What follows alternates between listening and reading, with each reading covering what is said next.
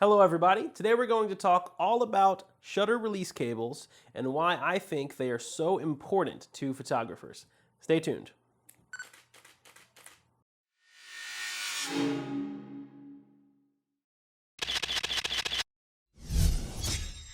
Welcome back everyone. My name is Eric Marks with FindingMiddleEarth.com, and today might be one of the most random videos you've ever seen on shutter release cables.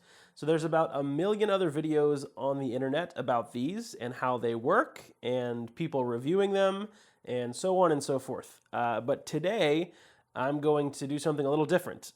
In fact, surprisingly, I've never seen a video on this, what I'm about to discuss, and I've never heard a theory on what I'm about to discuss. So this should be a fun discussion in the comments to kind of get all of your opinions and see if this is a valid topic or if I'm just insane. So I will start by saying that I'm going to tell you a story. There's sad parts to the story, but like any good Disney movie, it has a very happy ending. And I might get a little philosophical, throughout the story. So you'll have to excuse me because I'm kind of a deep thinker. Sometimes I spend about 95% of my time with my head in the clouds. It's just the way that I work. So anyway, I use a shutter release cable with my Nikon D810, and I've been using this for about 5 years.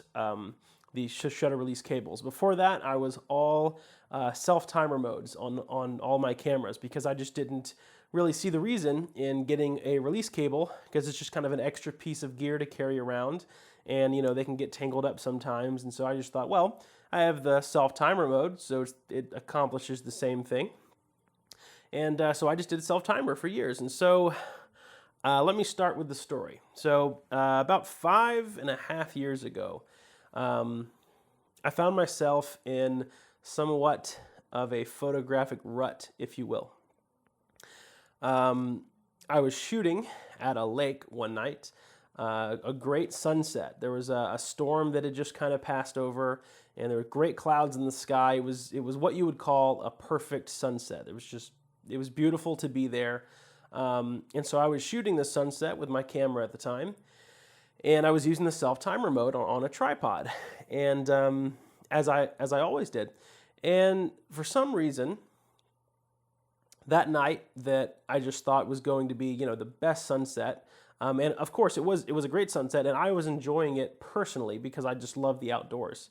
I'm an outdoor enthusiast. I love hiking and being outdoors, but for some reason, from a photographic standpoint, I didn't seem very excited, where normally I would be, thrilled to be anywhere with an amazing sunset and a camera. So I got in the car after the sunset, after I had shot the sunset for probably an hour prior and all the way through it going down below the horizon. And on the way, I remember thinking on the way back in the car, on the way back to my office, I'm not really excited. I don't really, it's just kind of a weird feeling.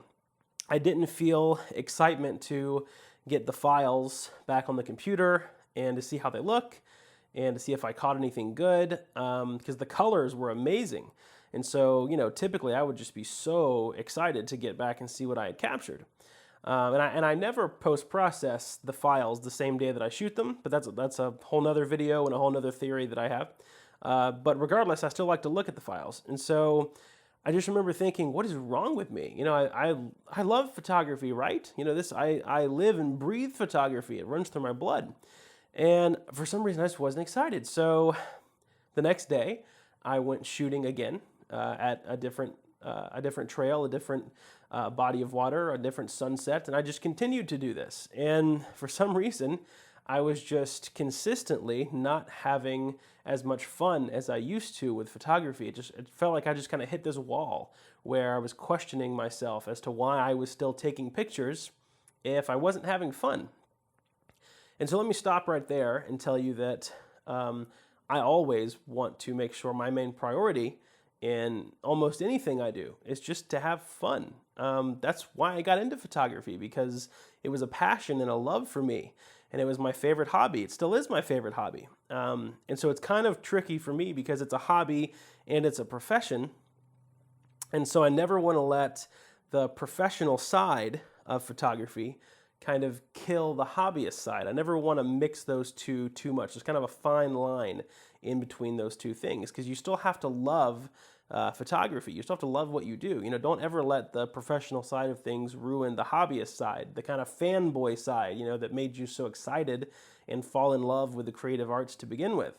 And so that's what I was thinking. I was sitting here thinking, you know, what's happening to me? Why am I not having fun with this? Should I stop doing this? Why, you know, have I hit this point where I just need to take up a new hobby? And so I was thinking all these horrible things.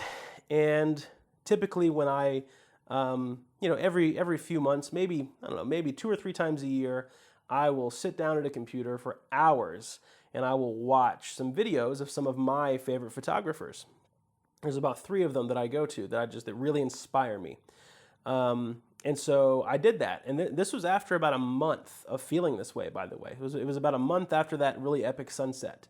I just felt this way every time I would go out and shoot. I just wasn't very excited. I didn't feel, for some reason, I didn't feel like very involved in the whole creation process, right? Because I love feeling like I'm an artist and I have all this creative freedom and I'm in control of making sure everything happens the way I want it to happen.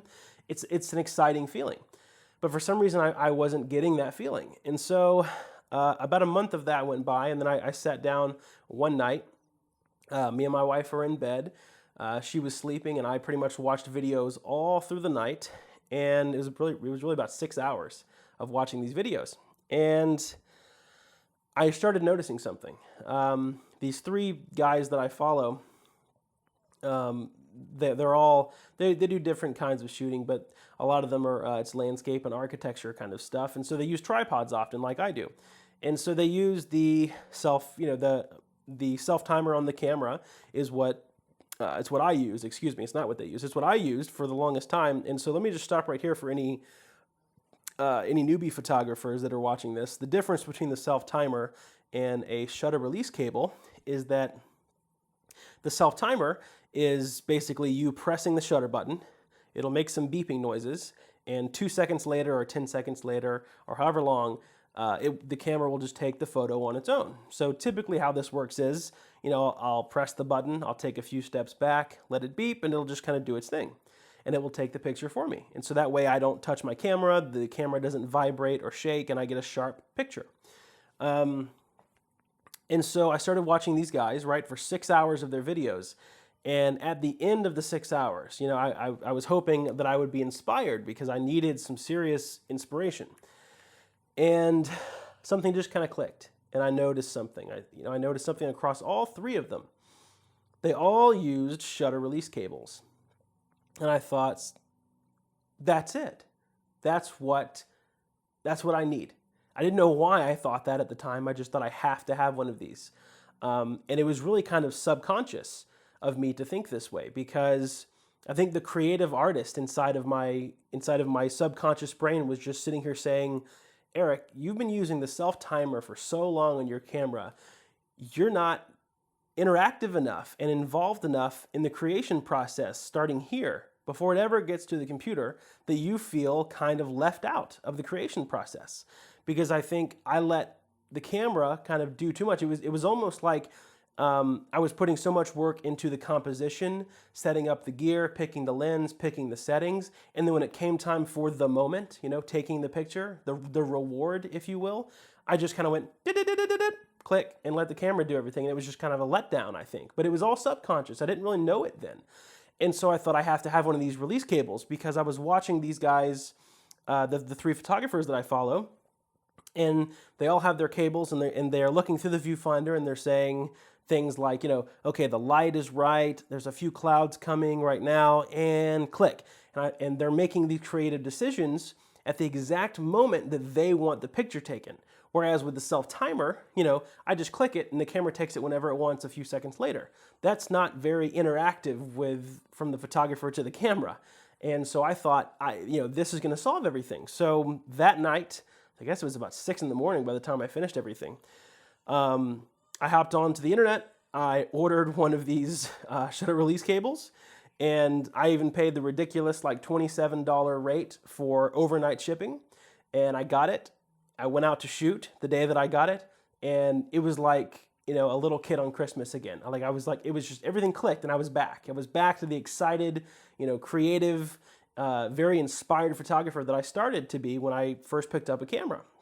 And it just thrilled me to death. And so the reason I'm making this video is because I wanted to share this story. Even if there's only one of you out there that's feeling this way, just give that some thought. Maybe this is the reason why you're not feeling as involved or as interactive with your camera as you should be. Because maybe you're just kind of missing out on that feeling of fulfillment that you normally get from taking a picture.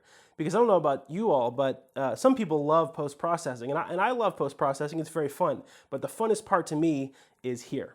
It starts here. The creation process, actually being there physically on location, taking the photo, and then post-processing is kind of the cherry on top. But I love the actual picture-making process in the camera. And I think the whole self-timer thing was just stealing the momentum from me, right? Because I spent all this time with composition and setting everything up, and then I just clicked it, walked away, and the camera did the rest. I didn't feel like I was in control.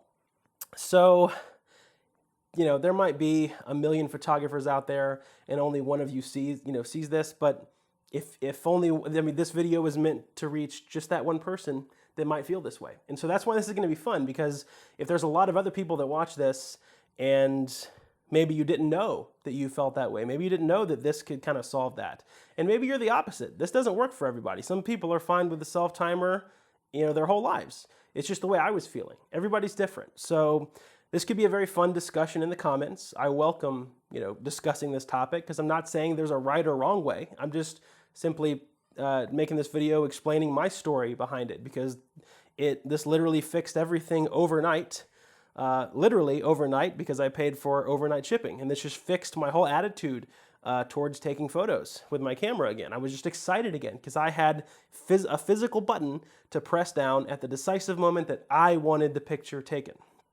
So yeah, it just, it's just kind of a cool thing, because I think a lot like the smartphone companies is kind of what I refer to in this situation, right? Like companies like Apple and Samsung and LG years ago, when they came out with these smartphone features that were the whole pinch to zoom and the swiping through your content.